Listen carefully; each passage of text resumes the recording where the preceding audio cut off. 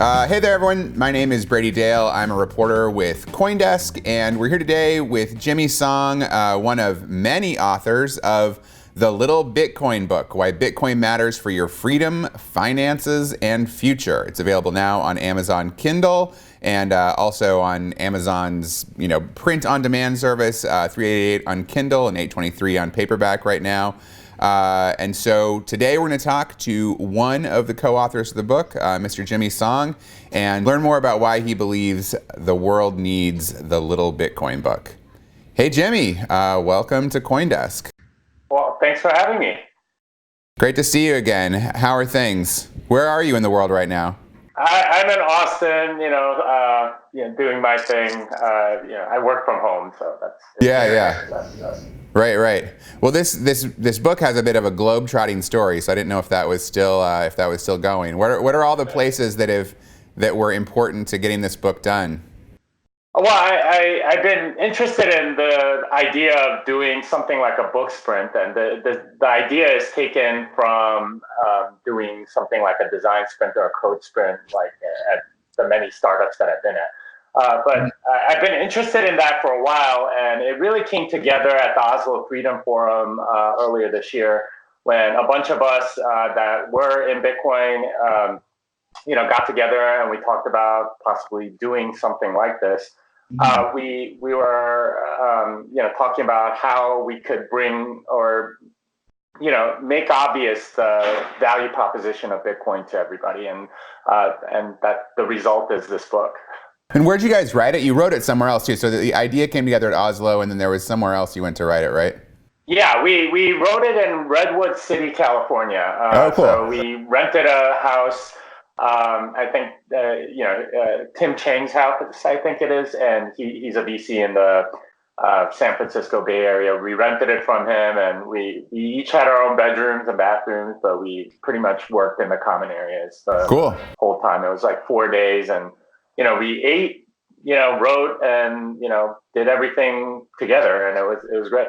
Cool. A 2-continent book. All right, cool. Well, so let's imagine you just met someone, say at a dinner party or maybe at a happy hour or something. They don't know much about you. They don't know much about Bitcoin, but somehow it comes up that you know something about that and you have this book. What do you tell this stranger about why they might like the Little Bitcoin Book? What's your elevator pitch?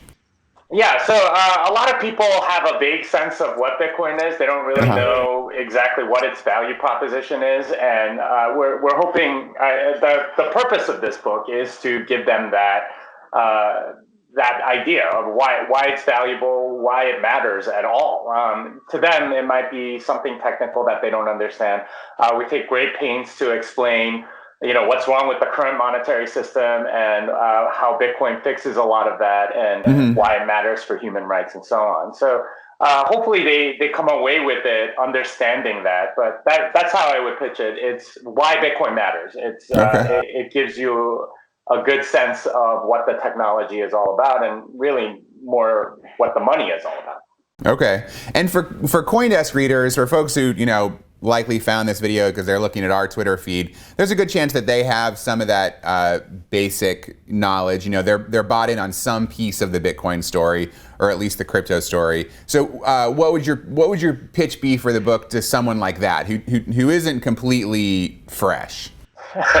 Yeah, so there's a persistent sort of impression in Silicon Valley and in tech circles that Bitcoin is really just like a technology, and that you need to be building like interesting blockchain applications or something like that. And this book is meant to give you more of a global perspective on what Bitcoin means to a lot of people.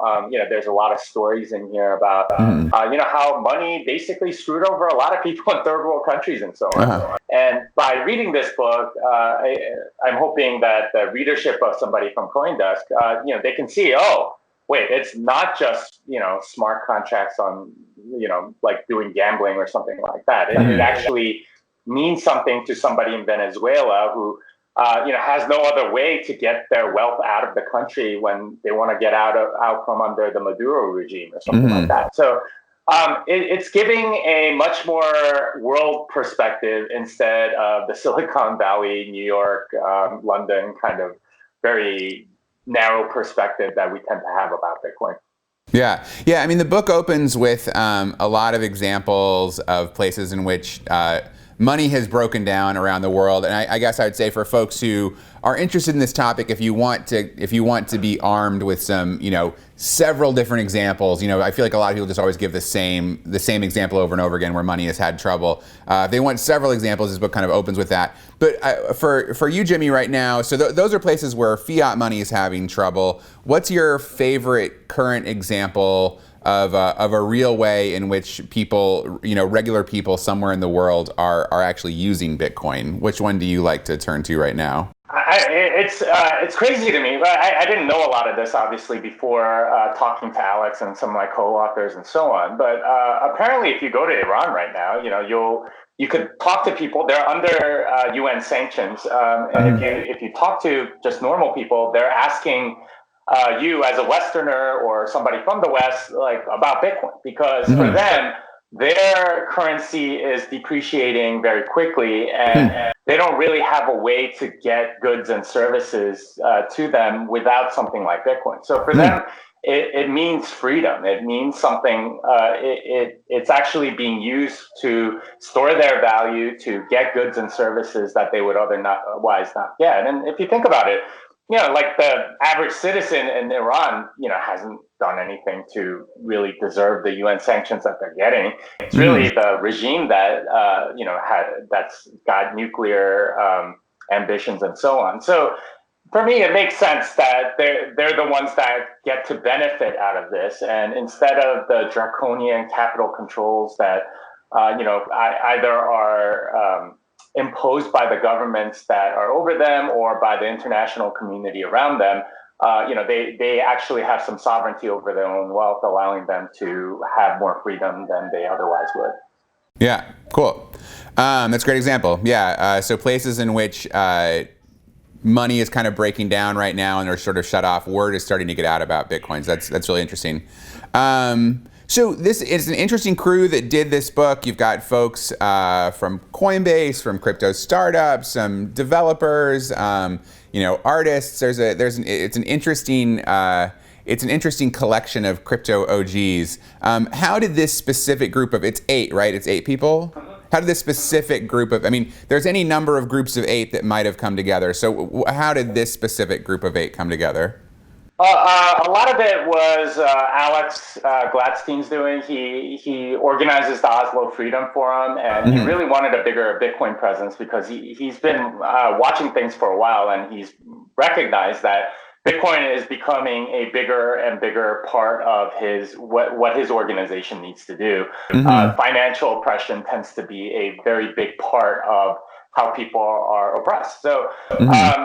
When we were there, a lot of us were there, first of all, but I had pitched him the idea when he came down to Austin for South by Southwest, and he and Alex Lloyd, who's on the board of the Human Rights Foundation, were thinking about writing something like this anyway, and they wanted me to help with the technical aspects. So the 3 of us were already sort of thinking about it. Okay. And by the time the Oslo Freedom Forum came, we wanted that international perspective, and Timmy and Luis and Elena and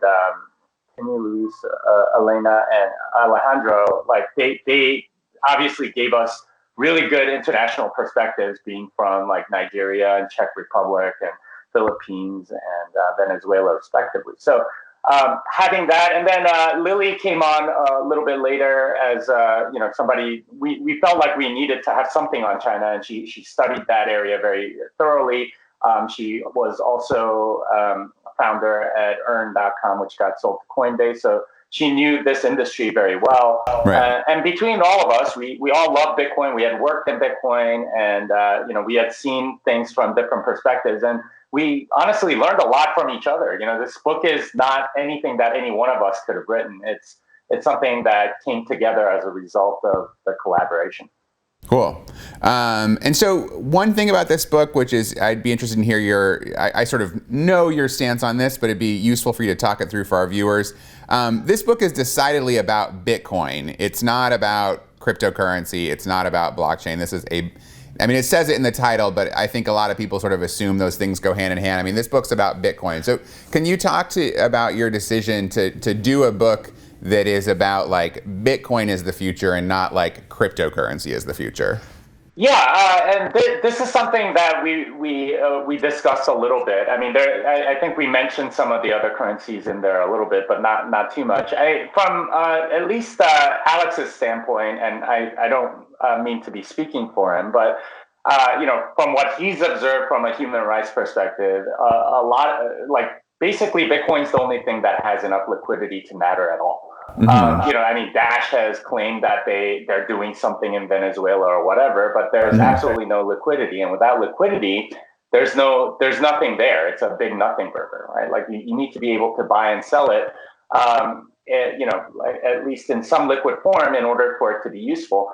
And that's just been the reality, and I don't know how many of your viewers know, but I'm a Bitcoin maximalist, and it's primarily a money, not really.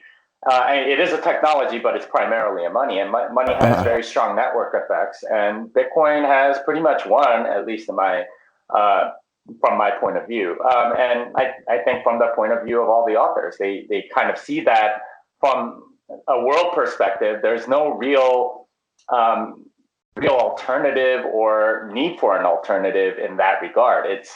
Bitcoin is it, and it's a politically neutral money that allows them to store value against,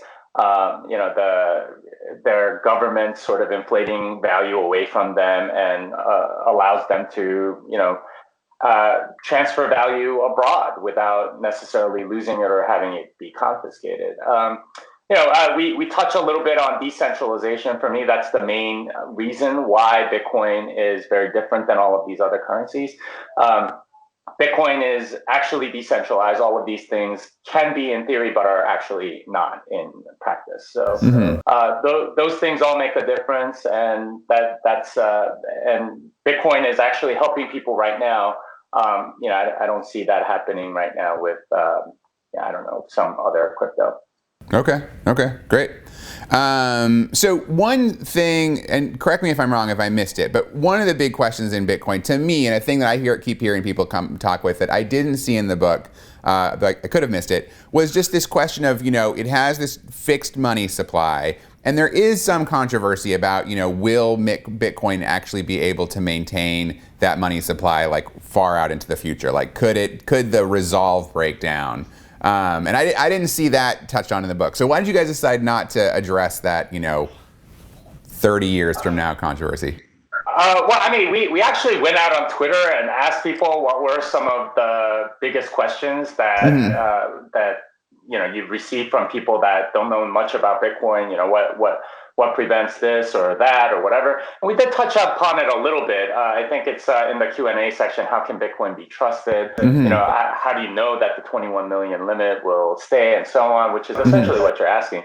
And I mean, the answer is decentralization, right? Like I am master of my own node, and if I'm running my own full node, then I get to decide what software goes on it. And if my software says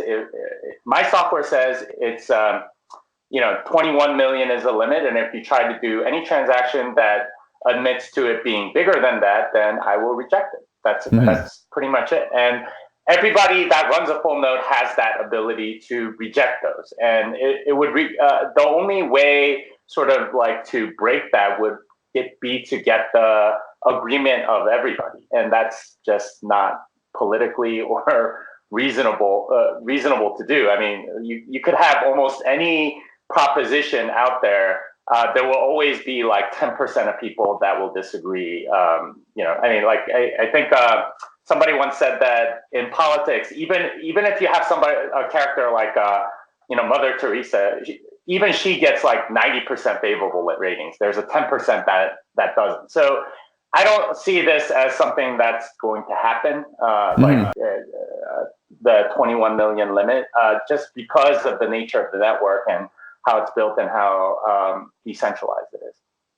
So just so viewers can sort of get enticed into buying it, let me see if I can describe sort of how the book is structured, and you can tell me if I get it right and what I might have missed. But it sort of opens up with kind of an argument for Bitcoin in terms of problems with the existing financial system, and then it goes in sort of a from beginning sort of description of how Bitcoin works and what the origin stories is, and then it kind of like looks towards the future with a number of sort of problems that are ahead or that we're already starting to see, on the horizon, and how Bitcoin might help with those things. Makes some, pretty strong stances there. So it sort of ends like a kind of a series of short opinion editorial pieces, and then it goes into a big FAQ that touches on some of these other big questions folks often have. Is that a roughly accurate description of how the book works? I think so. There's a middle part maybe of describing where the value of Bitcoin comes from. That tends to be a very big newbie question, and we thought that it really deserved its own chapter. Like, where does the value come from, and how come it's so volatile, and how can it be a store of value if it's so volatile, and so on.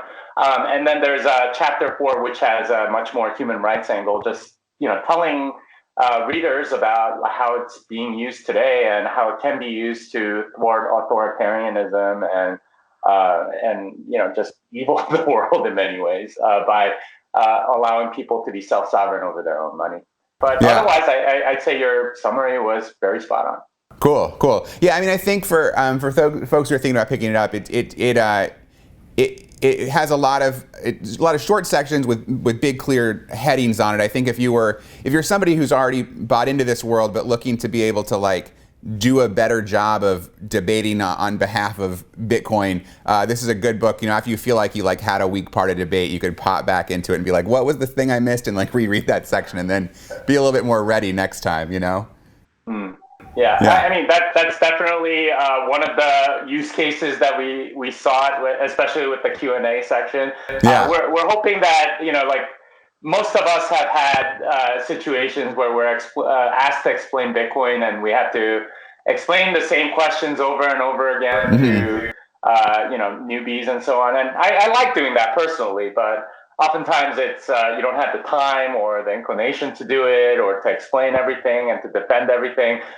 So we're hoping that this book, you could just sort of give this book and say, hey, take a read of this, and then ask me if you have any questions afterwards. And that's a lot more efficient. Instead of putting all of the burden on you to have to explain everything, you can sort of outsource it a little bit to this book. So what do you think is the best case scenario for the impact of this book in the next year or 2 years, whatever? Well, I mean, what I'm seeing on Twitter and LinkedIn and so on is a lot of people want to buy large numbers of these books and hand it out to their friends or hand it out to other people. This is obviously, like, I don't think we really necessarily foresaw it, but it's something that a lot of Bitcoiners have been frustrated with, is explaining the value proposition when people ask them about it. Not necessarily because they don't understand it. It's just that they don't have practice sort of explaining it the way that their friends or family might understand. So I mean, that to me is the best case scenario, is that we get this book translated to a lot of different languages, and we can just hand it out to people that don't really understand Bitcoin. I mean, we named it the Little Bitcoin Book, so it's not intimidating. It's something that you can just pick up. There, even like the illustrations and everything like that. We tried to make it very user friendly, and a lot of books in this genre are very, not approachable. It looks very intimidating. It's very long. It's got a lot of technobabble. We tried very hard to not do that with this book, and hopefully it comes through and it becomes like the book to give to people to explain Bitcoin. Cool. Great. Well, thanks a ton for being on, Jimmy. This is really helpful. Hopefully this educates a few more people about the book, and definitely if you read it and you see this video, let us know what you think. Thanks a ton for being here. Thank you for having me. Peace.